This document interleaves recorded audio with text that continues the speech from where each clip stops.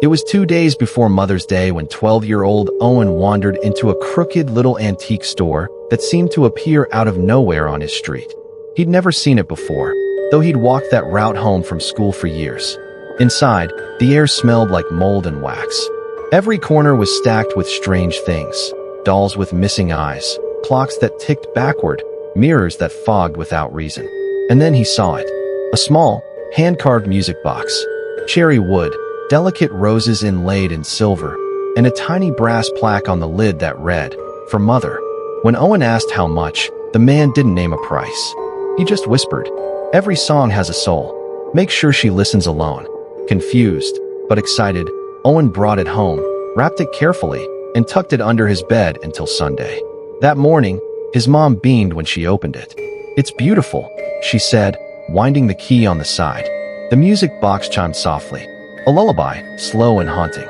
But when the melody reached its peak, a sharp, chilling cry rang out, like a baby wailing in the distance. His mom dropped it. They laughed it off, blamed it on old mechanics. But that night, something changed. Owen woke to the sound of that same lullaby, echoing through the vents. But the music box was closed, sitting on his mother's dresser. He tiptoed down the hall, heart pounding. And that's when he saw her. At the end of the hallway, in the moonlight, was his grandmother, dead for 6 years. Smiling. Her lips didn't move, but he heard her voice in his head, "You brought me home." Every time his mother played the box, another ghost came. Great Uncle Marshall, his mom's twin who died at birth, a cousin lost to a drowning accident. They would only appear at night, silent, watching, weeping. His mother began to change too, pale, distant, humming the lullaby in her sleep. She said the house felt full again. Owen knew something was wrong. One night, he couldn't take it anymore. He snatched the box while his mother slept, whispering to the spirits in the walls. He ran until the town disappeared behind him, deep into the forest. And there, he smashed it against a stone. The melody screamed, literally screamed, like dozens of voices trapped inside, howling in agony. And then, silence. His mother cried for days, not out of anger, but grief. She said she could feel them fading. Life returned to normal, mostly. But sometimes, when Owen walks past that part of the forest, he swears he hears the faint sound of a music box playing through the trees. And if he listens closely, he hears someone whisper, "Bring us another gift." It had only been 3 weeks since their mother passed. Jenna, 14, and her little brother Kyle, 8, were still waking up expecting to hear her voice. But instead, just silence. Their dad did his best, but he was drowning in his own grief. One morning, Jenna found something odd on the porch. A handwritten letter, sealed with wax. No stamp. No name. Just the words. "For my sweet children. Love, Mom." It was unsettling. The handwriting was almost identical to their real mothers. The letter said, "I've watched you cry. I'm so proud of how strong you're being. I'll be home soon." More letters followed. Every day. Each one was more personal, mentioning memories only their real mother could have known. And then came the meals. Fresh cookies. Homemade lasagna. Even Kyle's favorite, banana pancakes. Left on the doorstep in covered trays. Still warm. No fingerprints. No sign of who left them. Jenna told their dad. He dismissed it as someone playing a cruel prank. He threw the food in the trash. Burned the letters. But the next morning, a new one appeared. This time inside the house. On Kyle's pillow. "Don't let Daddy come between us. I'm your real mother. And I'm almost there." Kyle started waking up at night, saying he saw someone watching him from the backyard. "She's not scary," he said. "She talks to me from the trees. She says I was taken from her." Jenna checked the cameras. But the files were gone. Erased. Then the phone rang. Jenna answered. Silence. Then, Did you like the pancakes, sweetheart? I made them just for you. Your other mother can't cook like I can. Click. The police couldn't trace it. The final letter didn't arrive in the mailbox. It was stabbed into the fridge with a kitchen knife. Tonight's the night. The imposter is asleep. Come outside, children. Come home to me. That night, Kyle vanished from his bed. Jenna followed a trail of torn paper, each one a piece of a letter, until she reached a clearing. There, in a faded white dress, was a woman. Her face was almost right, but not quite. Too smooth. Too still. And in her arms, Kyle, eyes wide and blank. "You're not my mom," Jenna whispered. The thing just smiled. "Not yet." Jenna grabbed Kyle and ran. The woman shrieked, high, mechanical, like a broken music box. They didn't stop until the sun rose. The police never found the woman, or her house, or how she knew so much about their real mom. But sometimes, Kyle still hears her voice in the night, whispering from the trees. "You'll come back to me eventually."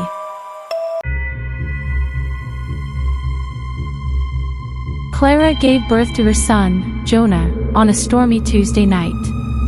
It should have been the happiest day of her life.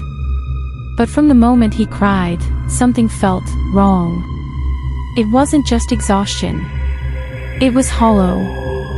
She stared at him in her arms and felt nothing.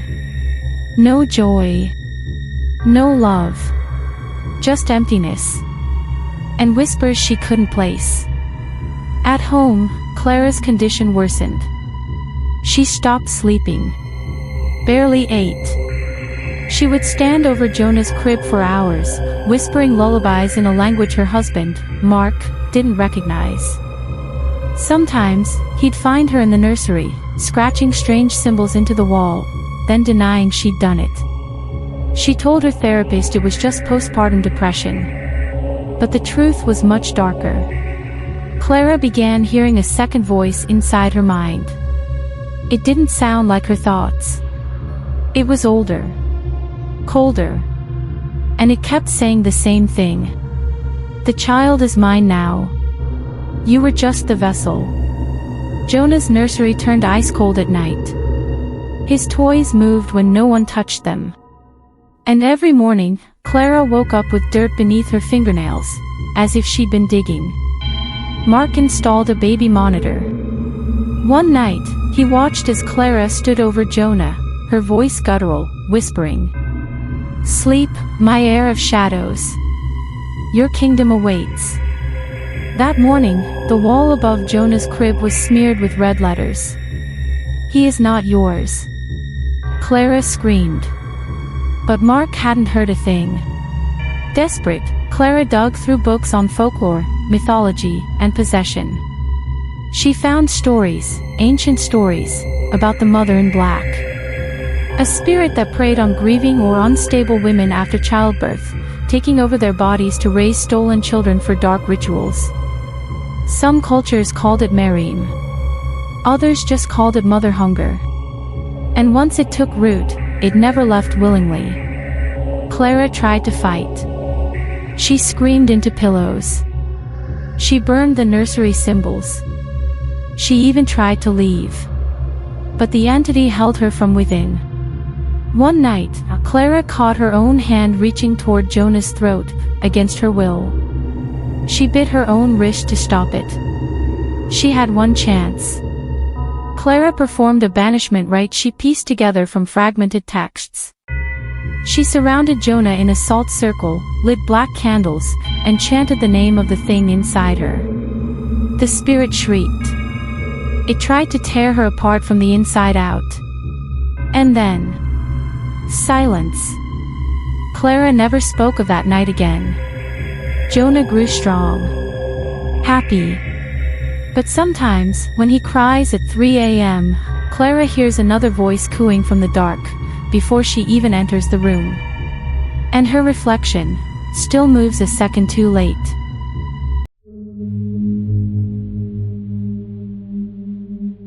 It was supposed to be an easy gig. Emma, 17, agreed to babysit on Mother's Day night while the Reynolds parents went out for a late anniversary dinner.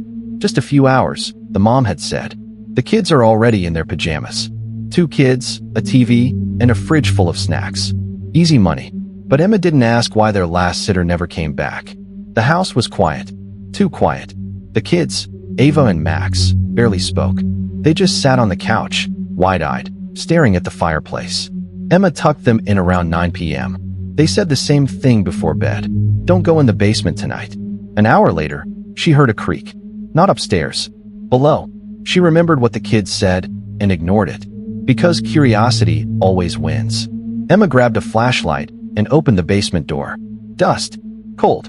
The smell of old paper and something rotten. There it was, sitting on an old wooden table. A massive scrapbook. Bound in leather. Locked with a rusted clasp. But it popped open easily. Inside, chaos. Photos.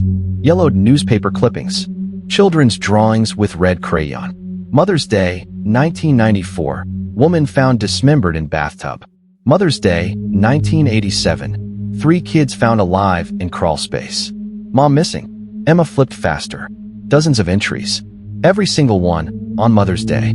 All tied to this house. Then the pages flipped on their own, landing on a blank one with today's date, scrawled in red ink. Mother's Day, 2025. The basement door slammed shut.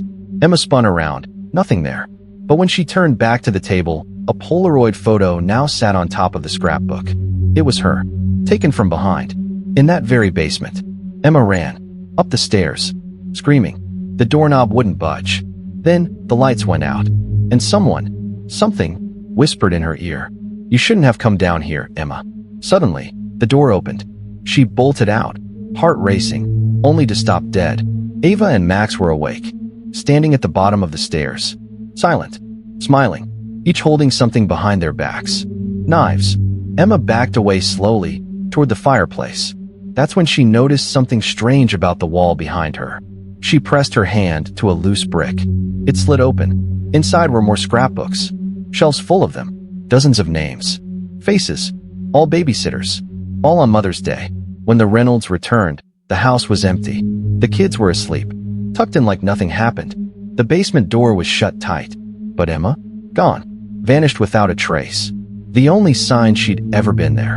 A new photo tucked in the scrapbook, dated that night. Mother's Day, 2025. She learned too much. If you enjoyed that chilling tale, don't forget to like, subscribe, and ring the bell so you never miss a new nightmare.